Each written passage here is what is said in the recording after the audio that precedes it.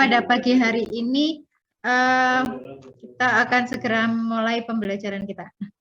Sebagai informasi, hari ini merupakan pertemuan kita yang terakhir ya untuk semester ini.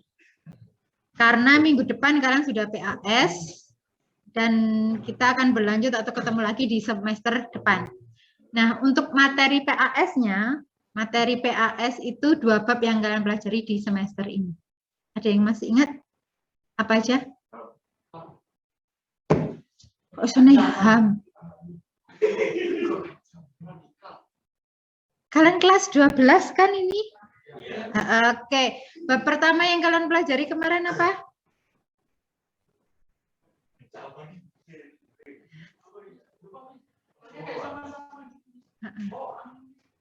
Oke, kelas 12.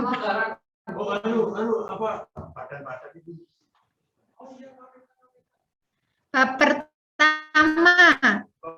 Ada yang masih ingat untuk yang online? Ya.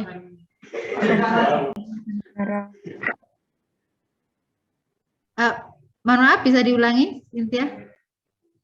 Hak dan kewajiban warga negara. Oke, untuk bab pertama yang kita pelajari adalah kasus pelanggaran hak dan pengingkaran kewajiban. Ya. Hak dan kewajiban itu merupakan bagian dari materinya, submaterinya, ya kan? Karena sebelum mempelajari kasus pelanggaran hak, kalian harus tahu dulu haknya apa kan? Baru kalian mempelajari tentang pelanggaran hak dan pengingkaran kewajiban. Oke, itu yang di bab pertama. Bab kedua yang sekarang kita pelajari, ada yang tahu? Lembaga apa?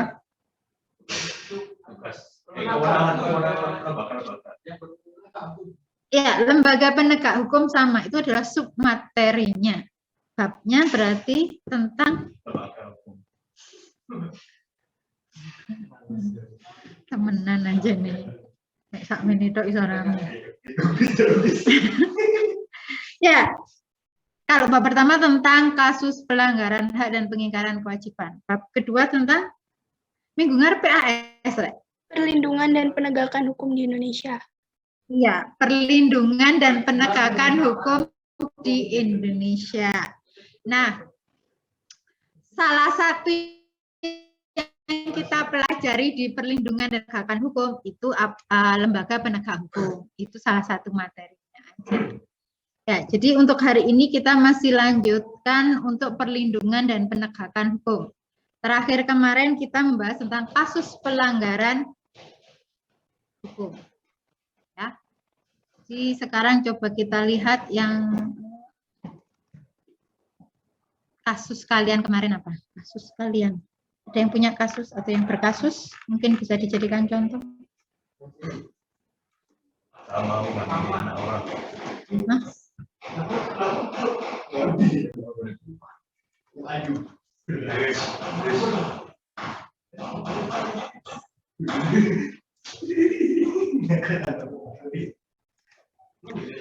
Ya, ini yang penugasan kalian terakhir kemarin untuk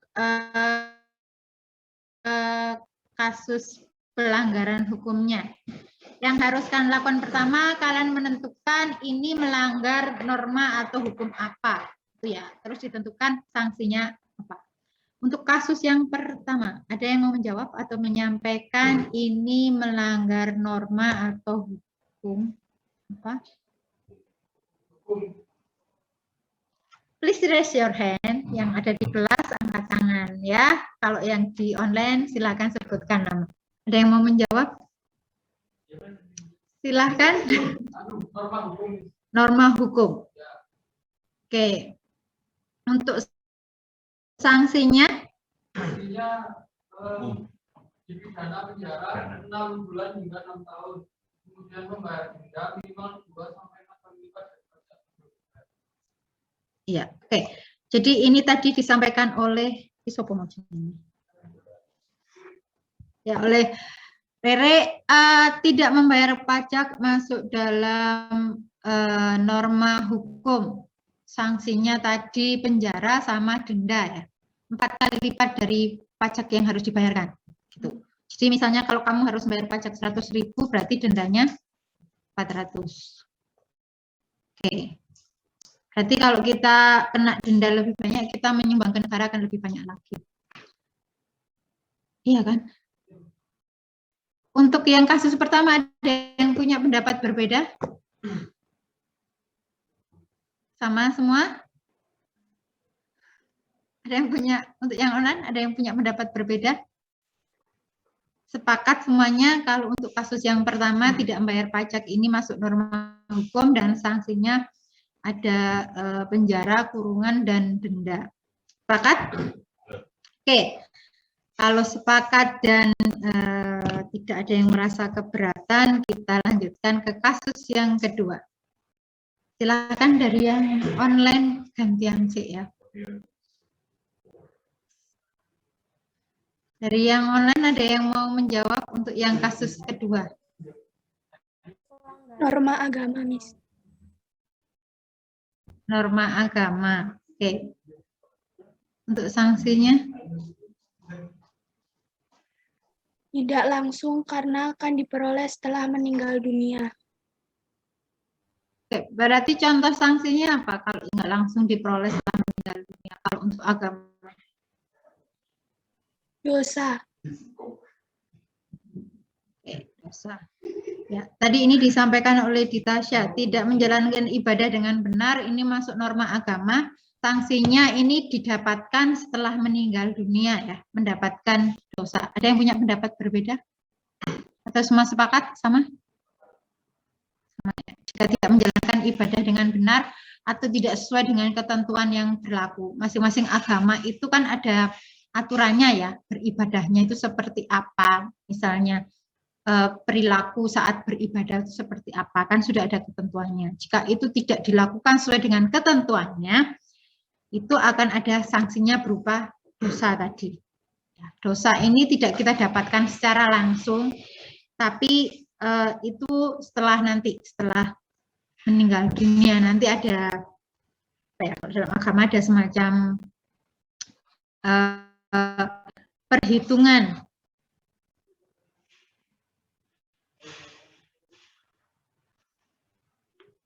Maksudnya keyakinan setiap orang kan berbeda-beda ya. Kalau menurut agama yang kita yakini, siapapun akan mendapatkan perhitungan yang sama kan. Kalau mungkin dia meyakini berbeda ya beda lagi gitu. Oke. Ya, selanjutnya untuk kasus yang ketiga, ada yang mau menyampaikan? Kesusilaan, norma kesusilaan. Mohon maaf, ini dengan siapa? Suaranya Norma kesusilaan.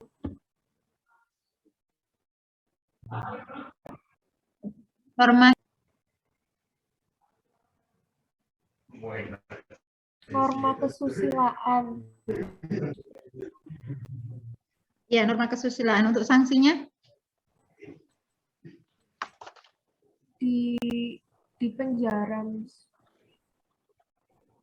Di penjara? Iya. Oke, ini menurut Cecil mengambil barang milik orang lain masuk norma kesusilaan, sanksinya di penjara. Ada yang punya pendapat berbeda? Saya, Miss. Oke, silakan. Saya melanggar norma hukum dan agama. Kalau dari norma hukumnya, hukumannya sanksi tindak pidana pencurian berupa pidana penjara paling lama 5 tahun atau denda. Kalau dari agama itu termasuk norma agama karena agama manapun itu melarang adanya pencurian, jadi dia juga mendapat sanksi berupa dosa. Oke, ini ada jawaban yang berbeda dari Cynthia mengambil barang milik orang lain. Ini ada dua norma, norma hukum dan norma agama. Kalau hukum dia di penjara dan denda. Kalau agama sama seperti tadi ya, akan mendapatkan dosa. Ada yang punya pendapat lain lagi? Atau mau menambahkan? Gimana? Sepakat yang mana? Pendapat yang pertama dari Cecil atau Cynthia atau punya pendapat lain? Saya itu, Miss. Yang Cecil tadi Cecil. Saya Ya, kesopanan, Miss. Mm-hmm. Karena sanksinya dikucilkan, tidak percaya, banyak yang mencela, Miss. Oke. Ini ada satu pendapat lagi dari siapa ini tadi, mohon maaf. Fajar Rahman. Oke, dari Fajar norma kesopanan, sanksinya dikucilkan gitu ya. Seperti kalau misalnya kalian di kelas ada teman kalian yang suka mengambil barang milik orang lain terus dikucilkan gitu kan. Yang jawab ya sepertinya ini pelaku. Oke, pengalaman. Oke, jadi ini ada tiga jawaban. Jawaban yang pertama dari Cecil, kesusilaan. Sanksinya di penjara tadi. Yang kedua dari Cynthia, ada norma hukum dan agama. Ya, kalau hukum di penjara, denda, kalau agama dosa. Terus yang terakhir dari Fajar Rahman tadi, kesopanan ya, sanksinya dikucilkan. Oke, kalian sepakat yang mana atau ada yang punya jawaban beda lagi? Raja hukum. Kesusilaan, sanksinya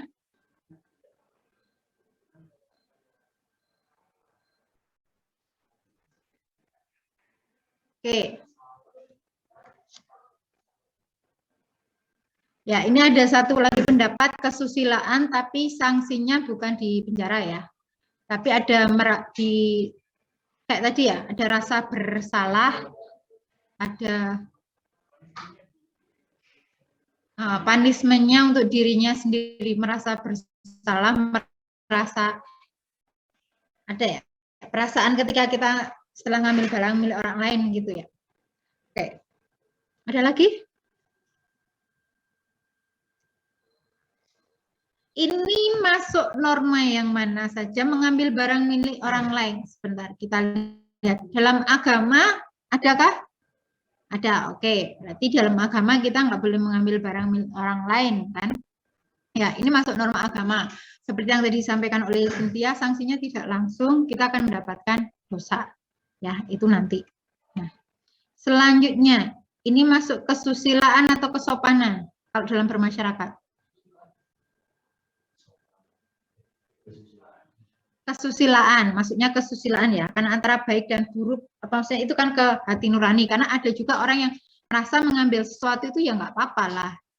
Seperti ketika, misalnya kalian lihat ada pohon mangga gitu ya, ya nggak apa-apa lah, ini kan tanaman, tanaman, ya kan ada yang merasa seperti itu, tapi ada yang merasa, oh kita kan bukan milik kita, jadi nggak boleh kita ambil ya. Jadi ini masuk ke kesusilaan. Jadi ada rasa menyesal juga. Oke, kalau ketahuan ya tadi ya bisa dikucilkan. Oke, selanjutnya apakah masuk norma hukum? Ya, ini juga termasuk dalam norma hukum. Ya, sanksinya tegas. Seperti tadi tergantung kasusnya. Maksudnya kasusnya barang yang diambilnya itu barang apa dan seperti apa. Itu. Jadi untuk mengambil barang milik orang lain ini bisa masuk norma agama karena di agama juga diatur seperti itu. Kemudian tadi masuk kesusilaan karena terkait dengan baik buruknya, kan nggak baik yang ngambil barang milik orang lain. Terus juga norma hukum yang pasti secara hukum seperti itu. Kalian nggak boleh mengambil barang milik orang lain yang bukan milik kalian. Oke, ini kasus yang ketiga. Selanjutnya. Oke, untuk kasus ketiga ada yang mau ditanyakan atau mungkin disampaikan? Sudah bisa dipahami ya? Oke, kalau itu kita lanjutkan ke kasus yang keempat. Ada yang mau menyampaikan? Silakan yang online, biar yang offline nggak ditunjuk gitu katanya. Mau menjawab untuk kasus yang keempat? Norma hukum. Norma hukum. Oke, terus sanksinya? Di penjara. Di penjara. Iya. Oke. Sudah, Cecil? Ya, terima kasih. Ada yang punya pendapat berbeda atau ada yang mau menambahkan? Korupsi, ini masuk norma hukum. Sanksinya tadi di penjara. Sepakat semua?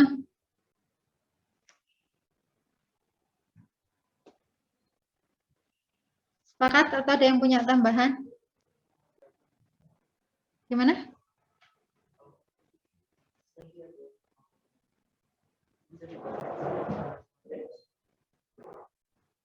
Ada norma agamanya juga berarti. Sempat mikir gitu. Oke. Ada lagi?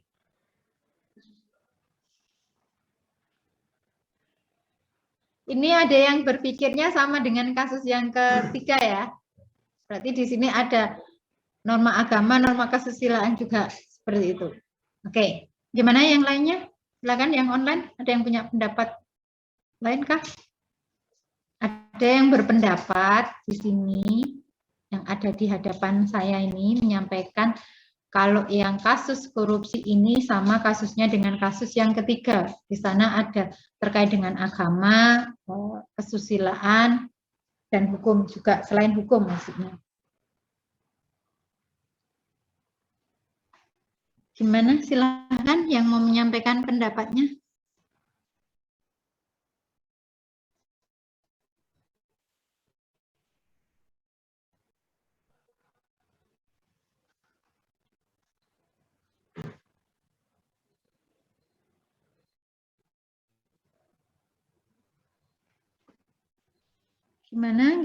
Gimana?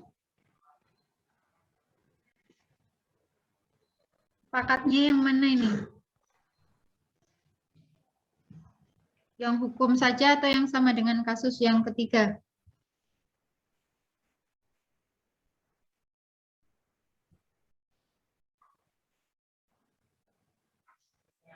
Sama ketiga, Miss. Oke, penjelasannya gimana?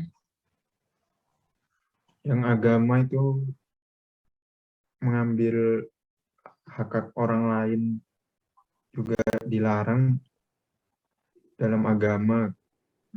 Terus yang kesusilaan juga pasti yang orang koruptor itu dikucilkan gitu.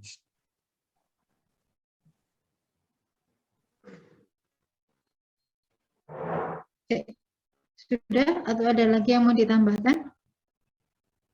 Syarif? Sudah, Miss. Oke, terima kasih. Jadi ini ada yang menyampaikan pendapat kalau untuk kasus yang korupsi ini sama dengan kasus yang ketiga. Nah, di kasus yang ya tadi ada ide kepikiran, ada yang menyampaikan seperti itu. Secara umum gini, secara umum semua hal yang melanggar aturan atau yang melanggar hukum itu sebenarnya juga melanggar norma agama. Secara umum kan gitu kan. Jadi aturan atau hukum yang dibuat seperti yang pernah saya sampaikan sebelumnya itu kan biasanya didasarkan pada norma-norma yang berlaku di masyarakat. Entah itu norma kesusilaan atau norma agama. Ya, biasanya diambil di sana. Jadi secara umum seperti itu. Ada yang maksudnya ada yang memang itu terkaitnya dengan norma agama atau norma kesusilaan saja atau norma kesopanan saja. Tapi segala sesuatu yang melanggar hukum atau norma hukum ini jelas melanggar norma-norma kesopanan, kesusilaan dan agama. Seperti itu. Gimana?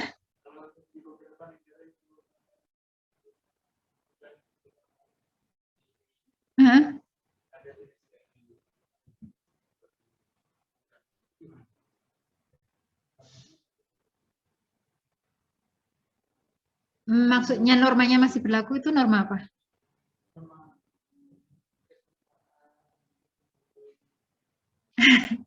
Gini, karena kalau kesusilaan, norma kesusilaan dan kesopanan ini biasanya tergantung dengan terkait dengan adat atau budaya masing-masing negara, ya kan? Seperti yang saya contohkan, kalau kesusilaan terkait dengan cara berpakaian atau cara kita ngomong sama orang yang lebih tua lah. Kalau di negara kita, kalau kita ngomong sama orang tua kan kita harus manggil Pak, Bu gitu ya. Beda kalau kita misalnya di Amerika, kadang nyebut orang lebih tua pakai nyebut namanya, nggak pakai Pak, Bu kan hal yang wajar, yang umum, biasa. Sementara kalau di negara kita dianggap, ih gak sopan kan. Istilahnya kamu manggil orang yang lebih tua, kakakmu aja ya. Maksudnya teman kakakmu atau orang yang seusia dengan kakakmu, kamu manggil namanya aja dianggap nggak sopan kan. Harus pakai Mas, Mbak gitu kan. Nah, ini terkait dengan kesopanan.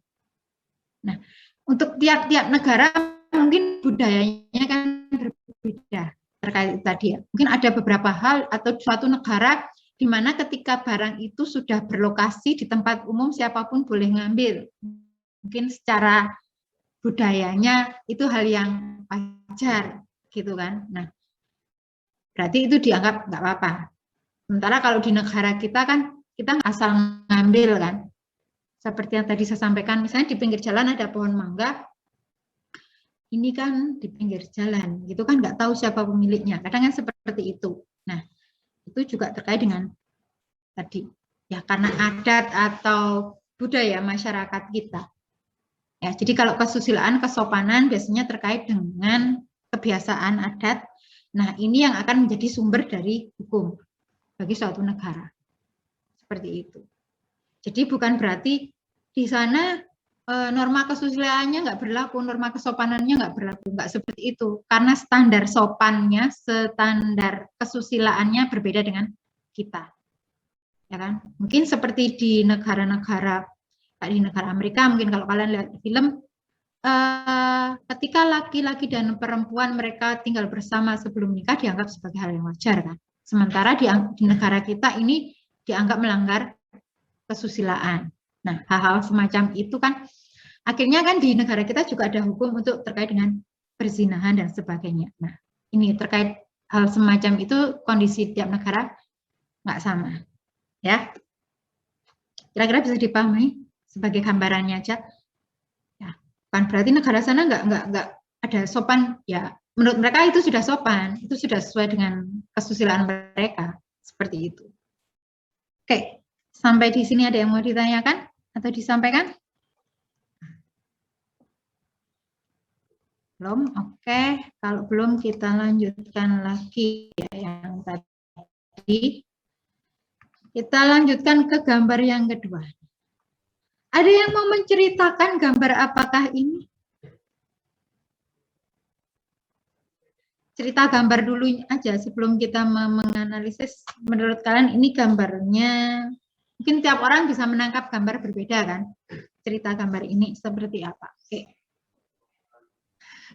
Cerita gambar, kalian ceritakan ini gambarnya tentang apa? Itu seperti orang yang tidur sembarangan di tempat umum. Oke, tidur sembarangan di tempat umum. Terus ada lagi?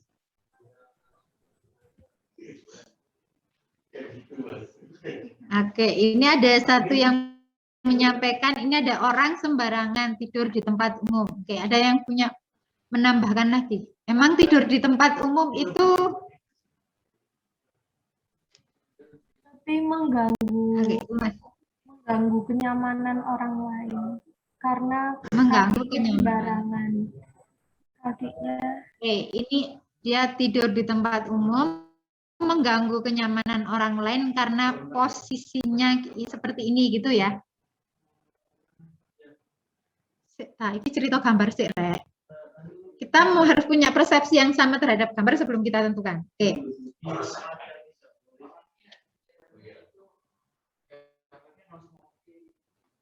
Nah, ini gambar no smoking.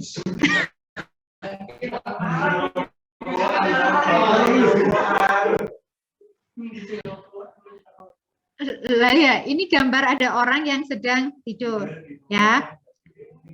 Tidur di tempat umum. Terus ada lagi selain itu? Terus?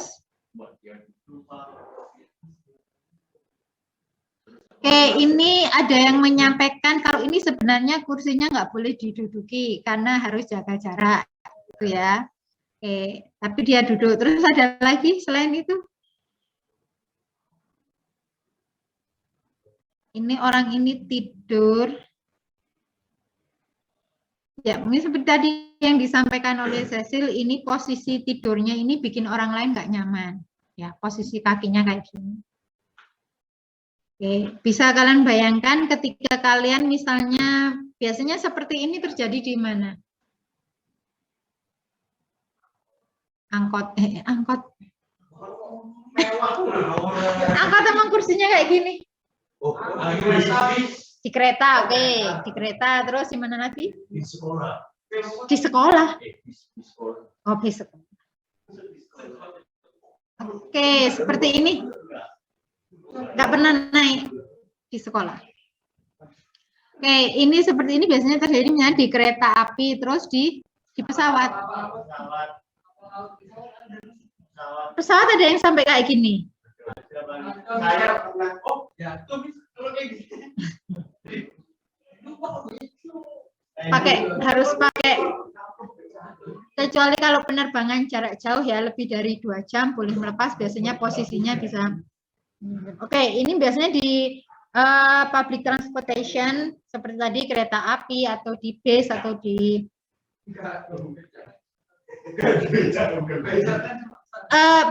becak goleng wong enek lungguh kok. Oke. Jadi ini sebenarnya di tempat umum ada orang tidur seperti ini. Nah, pertanyaan yang pertama, apakah gambar tersebut menunjukkan adanya pelanggaran hukum atau norma? Ya. Oke. Bisa dijelaskan hukum atau norma apa yang dilanggar? Norma kesusilaan dan kesopanan. Alasannya atau penjelasannya seperti apa, Raja? Kalau yang kesopanan itu kan kayak mengganggu meresahkan orang sekitar itu. Meresahkan. Ini kan kemungkinan pendentur kan. Ya, soalnya kan mangga boleh. Terus kakinya ini yaitu posisi kakinya ini karena kakinya kena orang lain. Oke.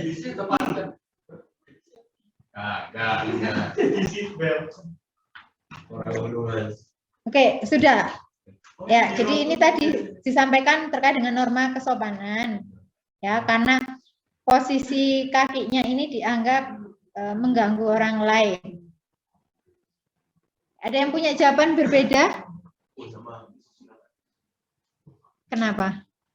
Kalau kesusilaan karena ini kan aslinya kan kursinya boleh begini. Nah, cuma dia tetap duduk. Oke, kesusilaan karena di sini sebenarnya kursinya nggak boleh didudukin, dia duduk di situ. Kalau ini ada tulisan dilarang duduk di situ, dia tetap duduk di situ, itu melanggar norma apa? Norma hukum. Ya kan yang dibuat oleh pihak yang berwenang ya. Maksudnya yang berwenang di sini misalnya di kereta api ya pihak kereta apinya ya. Jadi bukan kesusilaan. Oke. Terus tadi kesopanan terkait dengan posisinya ini ya. Ya, ini kesopanan karena itu tadi ini mengganggu orang lain. Sebenarnya dalam aturan juga misalnya di kereta api juga nggak ada tulisannya dilarang kakinya naik ke atas kaki orang lain, kan juga nggak ada ketentuan seperti itu kan. Nah, itu terkait dengan apa ya? Maksudnya pandangan masyarakat kita. Posisi duduk yang baik itu seperti apa, itu kan seperti tadi disampaikan ya, tiap negara berbeda. Ya, ada mungkin posisi duduk yang istilahnya apa? Apa itu istilahnya? Kaki naik ke atas kursi semua. Nah, mungkin ada yang nggak apa-apa, tapi mungkin ada juga menganggap itu nggak sopan gitu ya. Nah, ini masuk norma kesopanan. Nah, menurut kalian nih, ketika ada kondisi atau kalian menemukan ada orang yang seperti ini, apa yang kalian lakukan?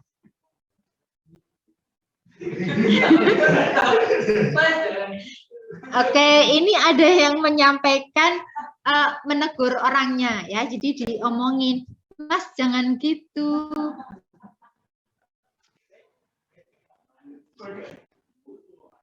Nggak ngerti orangnya jadi manut apa tambah kilo. Oke, yang online mungkin ada yang punya pendapat. Ini sebaiknya kalau ada yang seperti ini apa yang harus dilakukan?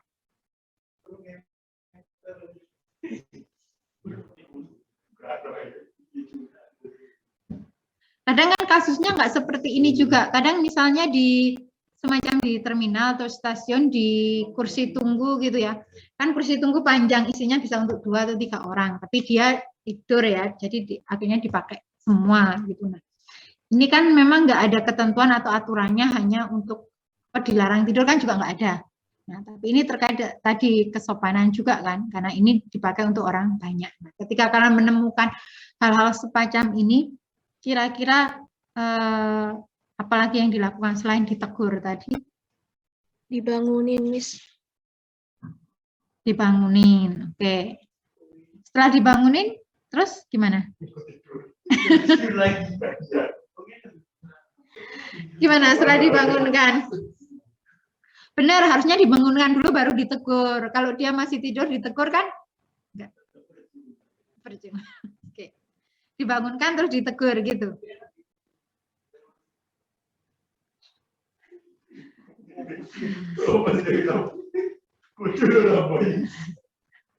Oke. Iya, saya paham maksudnya kok. Dengan bahasa Oke. Ya, selain ditegur ada lagi mungkin kira-kira apa yang bisa dilakukan semacam sanksi karena terkait kesopanan ya, sanksi sosialnya kepada orang-orang yang seperti ini kira.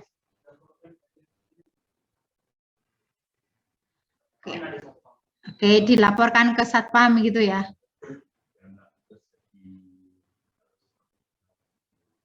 Oke.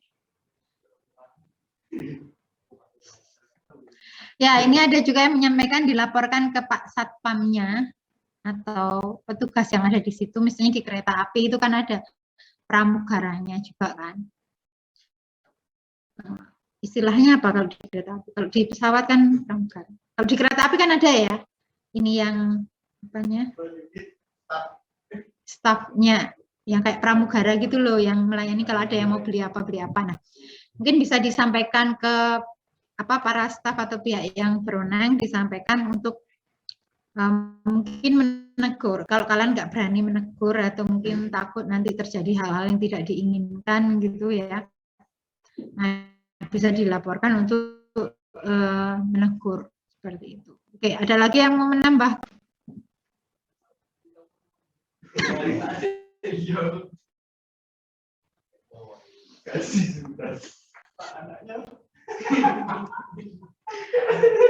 Ya, jadi kalau untuk sanksi sosial, kalau terkait dengan kesopanan biasanya kita harus lebih berani kayak tadi menegur ya kan, atau orang-orang di sekitarnya harus berani untuk menyampaikan atau memberikan teguran. Oke. Sampai di sini ada yang mau ditanyakan atau disampaikan? Oke, kalau nggak ada, saya kasih sebuah cerita.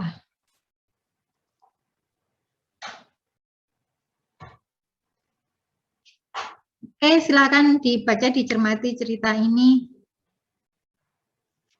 Kelihatan kan?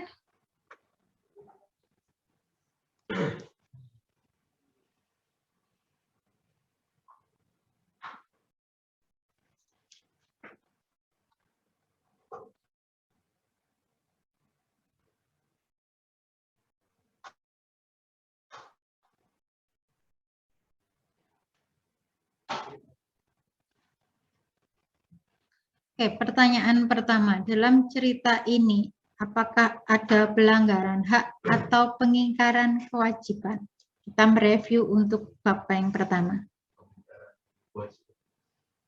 Pengingkaran kewajiban. Yang mana yang menunjukkan pengingkaran kewajiban, Raja?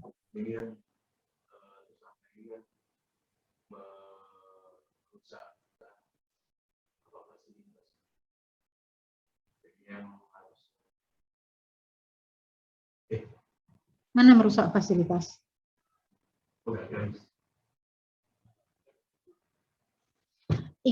Kita nggak membahas tentang pelanggaran hukum ya, tapi kita balik ke bab pertama, sedikit mereview untuk pelanggaran hak dan pengingkaran kewajiban. Dalam cerita ini, apakah ada pelanggaran hak atau pengingkaran kewajiban? Ada yang mau menyampaikan?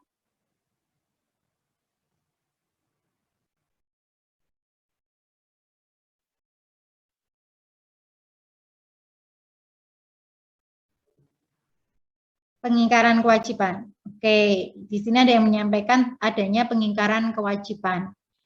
Pengingkaran kewajibannya yang mana dan penjelasannya seperti apa?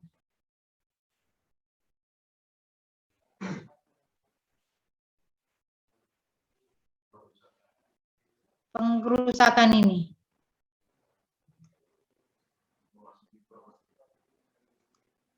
Oke, sebentar, saya tanda dulu ya.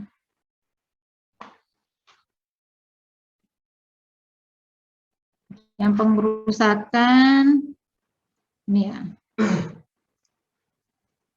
Oke, ini dianggap sebagai pengingkaran kewajiban. Kewajibannya apa? Harusnya apa yang dia lakukan? Kalau mau merusak izin gitu.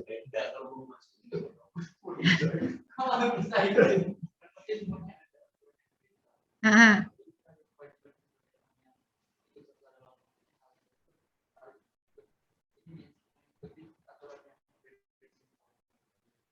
oke, ya. Jadi di sini adanya pengingkaran kewajiban karena tadi disampaikan kita harus mematuhi aturan atau ketentuan yang berlaku. Nah, di awal di sini disampaikan pelaku anarkisme. Anarkisme ini tindakan perusakan ini ya. Sementara kita punya kewajiban untuk tidak merusak atau menjaga entah itu milik kita atau milik orang lain. Nah, di sini adanya pengingkaran kewajiban. Oke, kira-kira dari cerita ini apa yang menjadi penyebabnya atau faktor penyebabnya? Kurangnya kesadaran, terus apa lagi?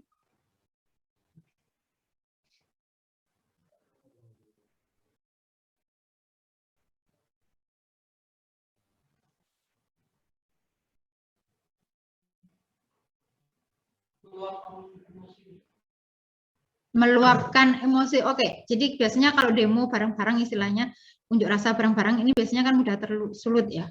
Nah, kalau meluapkan emosi ini terkait faktor yang mana? Internal atau eksternal? Internal ya. Jadi itu faktor dari diri pelakunya sendiri tadi ya. Oke. Sekarang kita lanjut ke gambar yang kedua. Oh, ya. Ke kedua ya. Saya kasih kasus kedua ini berupa gambar. Kalau tadi teks, yang kedua ini gambar.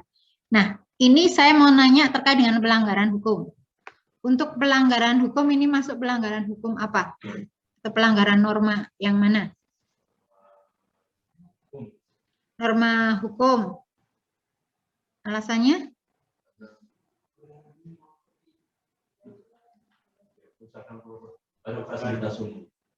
Oke, karena ini merusak fasilitas umum. Oke, ada lagi yang punya pendapat lain?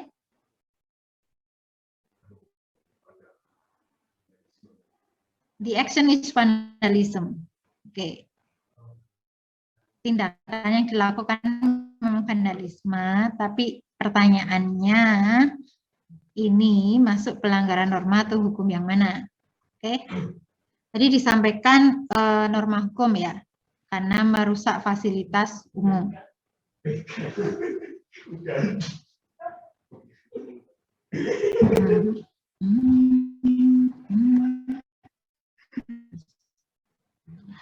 Oke, ada yang punya pendapat lain? Berarti kalau norma hukum nanti hukumannya atau sanksinya ini entah di penjara atau didenda gitu ya, kalau secara hukum kan gitu. Tapi menurut kalian ini kalau misalnya kita masukkan dalam kehidupan bermasyarakat, masuk kesusilaan atau kesopanan? Oke, kesusilaan. Kenapa kesusilaan? Oke.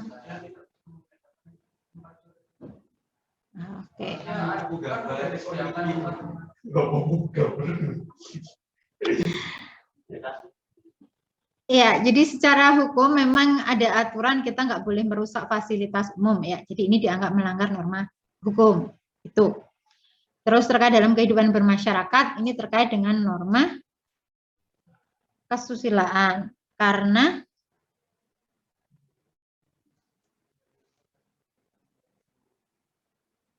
ya ini dianggap apa ya, suatu yang nggak pantas dilakukan gitu ya.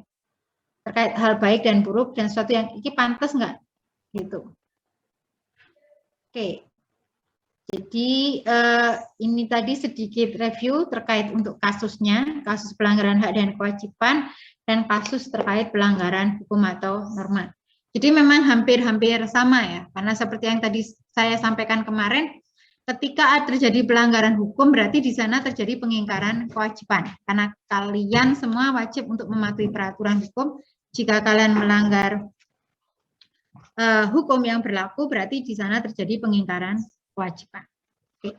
Sampai di sini ada yang mau ditanyakan, disampaikan, atau mungkin didiskusikan? Belum? Oke, kalau tidak ada, saya ulangi ya, materi PAS-nya adalah bab 1 tentang pelanggaran hak dan pengingkaran kewajiban, dan bab yang kedua ini tentang perlindungan dan penegakan hukum. Untuk perlindungan penegakan hukum sampai dengan kasus-kasus pelanggaran norma atau hukum yang berlaku. Oke, itu aja. Kalau tidak ada yang ditanyakan untuk pertemuan terakhir kita di semester ini, saya akhiri sampai di sini. Terima kasih banyak atas partisipasi dan kehadirannya. Semoga sukses untuk PAS-nya. Oke, selamat pagi semuanya. Selamat pagi, Miss. Terima kasih, Miss.